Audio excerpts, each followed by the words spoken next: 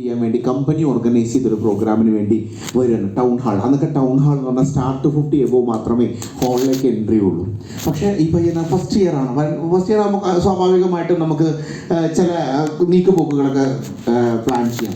അങ്ങനെ ചെന്ന സമയത്ത് ആ പയ്യൻ അവിടെ ചെന്ന സമയത്ത് ആ പയ്യനെ ഡോറിൽ തടയുകയാണ്. ഡോറിൽ തടഞ്ഞിട്ട് പറയുകയാണ്, ഇല്ല നിങ്ങൾക്ക് കയറാൻ പറ്റില്ല, you are not a start 50. ആ പയ്യൻ്റെ മനസ്സ് ഭയങ്കരമായിട്ട് ഒലഞ്ഞു പോവുകയാണ്. ചെറിയ കുട്ടിയല്ലേ, ചെറുപ്പക്കാരനല്ലേ, സങ്കടപ്പെടുന്നതിൽ നമുക്ക് തെറ്റ് പറയാൻ പറ്റില്ല.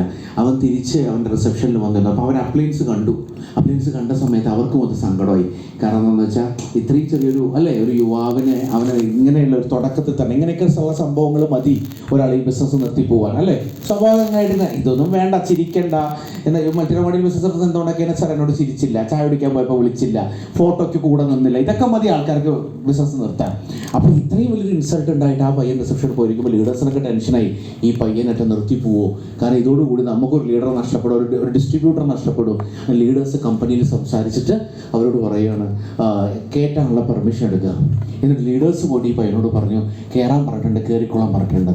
അവിടെയാണ് ഈ പയ്യൻ മറ്റുള്ളവന് ഡിഫറെൻ്റ് ആവുന്നത്. ഞാനാണെങ്കിൽ ചിലപ്പോൾ ഓടിക്കയറിയേനെ, പക്ഷേ പുള്ളിക്കാരൻ കയറിയില്ല. പുള്ളിക്കാരൻ പറഞ്ഞില്ല, അർഹതയില്ലാത്ത ആ സ്ഥാനത്ത് ഞാൻ കയറില്ല. പക്ഷെ ഞാനൊരു കാര്യം ഉറപ്പിച്ച് പറയാം, ഞാൻ അർഹതയുള്ളവനായിട്ട് ഞാൻ വീണ്ടും ഈ ഹാളിലേക്ക് വരും എന്ന് ആ പയ്യനെന്ന് അവിടുന്ന് പറയും. ആളുകളതൊരു മോട്ടിവേഷൻ വേർഡായിട്ടാണ് അന്ന് കണ്ടതെങ്കിൽ പിന്നെ ചരിത്രത്തിൽ രേഖപ്പെടുത്തപ്പെട്ടു. ഇൻഡസ്ട്രിയുടെ ചരിത്രത്തിൽ ആ പയ്യൻ്റെ ചരിത്രം രേഖപ്പെടുത്തിയത് എങ്ങനെയായിരുന്നു ചോദിച്ചാൽ, അന്ന് സ്റ്റാർട്ട് 50 ആയിട്ട് കയറാൻ പറ്റാതെ ഇറങ്ങിപ്പോന്ന ആ പയ്യൻ പിന്നീട് ആ ഹാളിലേക്ക് കയറിയത് യങ്ങസ്റ്റ് എക്സിക്യൂട്ടീവ് ഡയമണ്ട് ആയിട്ടാണ്. സോ നമുക്കെല്ലാം സ്വാഗതം ചെയ്യാം അവർ inspiration, the youngest purple diamond of industry, the one and only Arjun K. Vasant. Please come on to stage.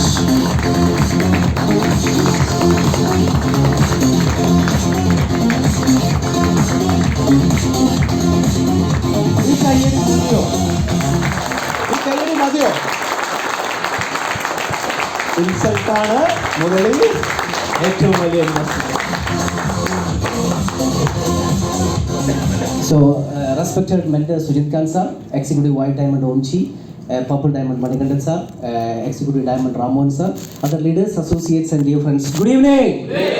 So നമ്മളിപ്പോൾ SKയുടെ തണലിൽ ഒരു പ്രോഗ്രാമിൽ നമ്മളിരിക്കുകയാണ്, ശരിയല്ലേ? സോ ഓൾ ഇന്ത്യയിലെ ബെസ്റ്റ് ഓർഗനൈസേഷൻ ഏതാണെന്ന് ചോദിച്ചാൽ നമുക്ക് പറയാൻ സാധിക്കും അത് ടീം SK ആണ്, ശരിയല്ലേ? ഇൻഡസ് വിവയിലെ മറ്റു ടീമും SKയും തമ്മിലുള്ള വ്യത്യാസം എന്താണെന്ന് ചോദിച്ചാൽ ഈ കഴിഞ്ഞ 4 മണിക്കൂർ ഇവിടെ നടന്നതാണ് മറ്റു ടീമും നമ്മളും തമ്മിലുള്ള വ്യത്യാസം, ശരിയാണോ?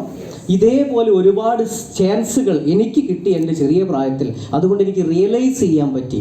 അതുവരെ ഞാൻ എവിടെയോ ഉള്ള ഏതോ രക്ഷകനെ കാത്തിരിക്കുകയായിരുന്നു. പക്ഷെ ഇത്തരം സെഷൻസ് ഒക്കെ കയറി കഴിഞ്ഞപ്പം ആ രക്ഷകൻ എൻ്റെ കണ്ണാടിയിൽ തന്നെ ഉണ്ട് എന്ന് എനിക്ക് തിരിച്ചറിയാൻ സാധിച്ചു. അതാണ് ടീം SKയുടെ കൂടെ നിന്നപ്പം എനിക്കുണ്ടായ ഏറ്റവും വലിയ മാറ്റം. അദ്ദേഹം മാറി, നമ്മളെ മോട്ടിവേറ്റ് ചെയ്തു, മാറണമെന്ന് പ്രേരിപ്പിച്ചു. ആ പാതയിലൊന്ന് മാറാൻ തുടങ്ങിയപ്പം എൻ്റെ ലൈഫും മാറി. അതാണ് ഇന്ന് ഇങ്ങനെ ഒരു ഇൻവിറ്റേഷൻ എനിക്ക് ഇവിടെ ലഭിച്ചിരിക്കുന്നത്. ഞാൻ പോവിജിയോട് പറഞ്ഞു, കഴിഞ്ഞ കാലം നിങ്ങൾ വീണ്ടും ഓർമ്മിപ്പിച്ചു എന്ന് പറഞ്ഞിട്ടാണ് ഞാൻ ആ മൈക്ക് വാങ്ങിയിട്ടുള്ളത്. എന്തായാലും ലൈഫ് മാറും, ശരിയല്ലേ? ജീവിതത്തിൽ മാറിയ ആളുകളുടെ കൂടെ നമ്മൾ നിൽക്കുമ്പോൾ അവരുടെ മാറ്റം നമ്മളെ പ്രേരിപ്പിക്കും. എനിക്കും അങ്ങനെ ആവണം, ശരിയാണോ? ഇങ്ങനെയെങ്കിൽ നമ്മൾ എല്ലായ്പ്പോഴും ഈ ബിസിനസ്സിൽ, അല്ലെങ്കിൽ എന്നെ സംബന്ധിച്ച് ഞാൻ എപ്പോഴും ചിന്തിക്കുന്ന ഒരു കാര്യം, നോക്കിക്കാണുന്ന ഒരു കാര്യം, എനിക്ക് മുമ്പ് സഞ്ചരിച്ച ആൾ ഈ ബിസിനസ്സിൽ എന്തൊക്കെ നേട്ടങ്ങൾ ഉണ്ടാക്കിയിട്ടുണ്ടോ ആ നേട്ടങ്ങളൊക്കെ നാളെ എനിക്കും ഉണ്ടാക്കാൻ പറ്റുമല്ലോ, ശരിയല്ലേ? ഇന്നിപ്പോൾ ഈ ഹാളിൽ നമ്മൾ വന്നിരിക്കുമ്പോൾ നമ്മളുടെ മനസ്സിലും ആ ഒരു ഫീലാണ് ഉണ്ടാവുക. ഞാൻ 10 ലക്ഷം എത്തിയിട്ടുള്ളൂ, പക്ഷേ 1 കോടി വാങ്ങിയ ആളുടെ ലൈഫ് ഇങ്ങനെ മാറിയില്ലേ? 2 കോടിക്കാരൻ്റെ ലൈഫ് ഇങ്ങനെ മാറിയില്ലേ? 5 കോടിക്കാരൻ്റെ ലൈഫ് ഇങ്ങനെ മാറിയില്ലേ? സുജിത് ഖാൻ സാറിൻ്റെ ലൈഫ് എവിടെ എത്തുന്നു? അദ്ദേഹം ഇന്ന് എറിക് വോറിൻ്റെ കാര്യമൊക്കെ പറയുമ്പോൾ എൻ്റെ മനസ്സിലൊരു വല്ലാത്ത ഫീല്. കാര്യം എന്താ, ഒരാൾ മുമ്പേ നടക്കാനുണ്ടെങ്കിൽ നമുക്കത് തരാൻ പോകുന്ന കോൺഫിഡൻസ് എത്ര വലുതാ.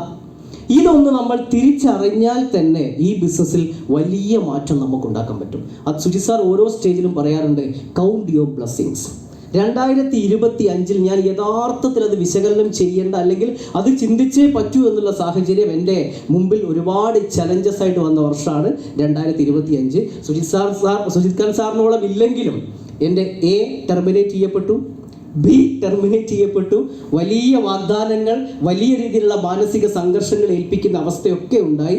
ഒരു ഘട്ടത്തിൽ ഒരു ചോദ്യം തന്നെ വന്നു, 1 കോടി രൂപ മാസം ഇവിടെ കിട്ടും, ഇവിടെ സുജിത് ഖാൻ ഉണ്ട്,